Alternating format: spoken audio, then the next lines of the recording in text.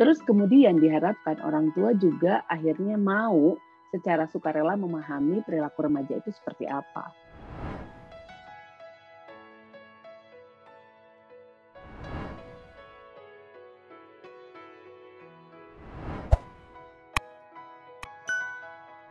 Penerapan positif disiplin itu sebenarnya memang terbagi menjadi dua. Masa anak-anak, yaitu sebelum remaja sampai ke usia toddler biasanya, terus kemudian masa remaja. Yang membedakan adalah cara berinteraksinya. Kalau konsep positif disiplinnya itu sama. Sebenarnya perbedaannya adalah karena remaja itu punya pola pikir yang lebih kompleks dan mereka butuh yang namanya privacy. Butuh yang namanya proses pencarian jati diri. Jadi mereka sedang melakukan itu di kehidupannya remaja gitu. Nah, disitulah konsep positif disiplin harus menghormati hal-hal yang tadi. Artinya, ketika anak butuh privasi, positif disiplin tidak akan melanggar privasinya remaja. Begitupun dengan cara berkomunikasi. Ketika berkomunikasi dengan remaja, tema-tema yang diusung harus sesuai dengan tema-tema remaja. Jangan tema anak atau kemudian dibandingkan dengan adiknya misalnya seperti itu. Terus kemudian diharapkan orang tua juga akhirnya mau secara sukarela memahami perilaku remaja itu seperti apa. Mungkin dulu kita semua pernah remaja, tapi bisa jadi sebenarnya zamannya berbeda dan remaja sekarang atau milenial sekarang itu kan semuanya digital native. Mereka individu yang lahir di era digital dengan kemampuan digital yang jauh lebih tinggi daripada orang-orang yang lahir di zaman sebelumnya gitu. Jadi kita harus berpikir juga dari pola pikirnya remaja. Banyak-banyak ketika berinteraksi dengan remaja itu adalah banyak-banyak waktu untuk berdiskusi.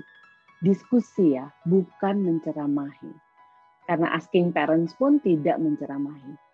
Tapi mungkin kalau remaja bentuk pertanyaannya adalah bukan lagi tentang mainan gitu ya, tapi tentang misalnya dia pacaran, misalnya dia ketahuan pacaran, terus kemudian orang tua tidak punya konsep itu di dalam rumah, tidak punya value itu di dalam rumah.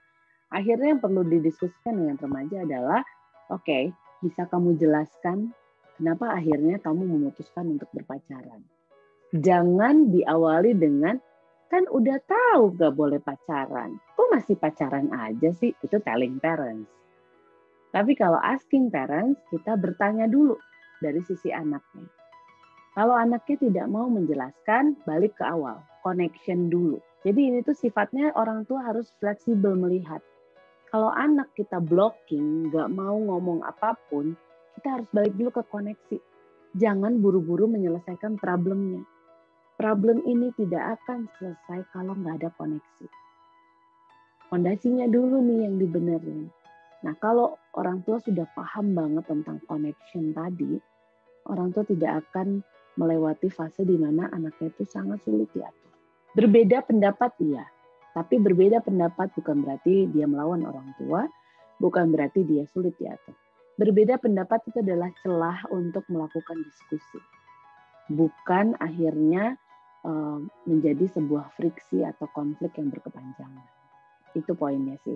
Dan ada hal yang perlu sekali diingat oleh para orang tua dari anak remaja, belajar mendengar untuk memahami dan bukan mendengar untuk menjawab. Itu. Konsepnya itu sama, cuma yang membedakan sedikit adalah kalau remaja itu kita harus memperhatikan privasinya remajanya banget gitu. Ikuti terus sosial media Tanam Benih untuk mendapatkan video-video parenting lainnya.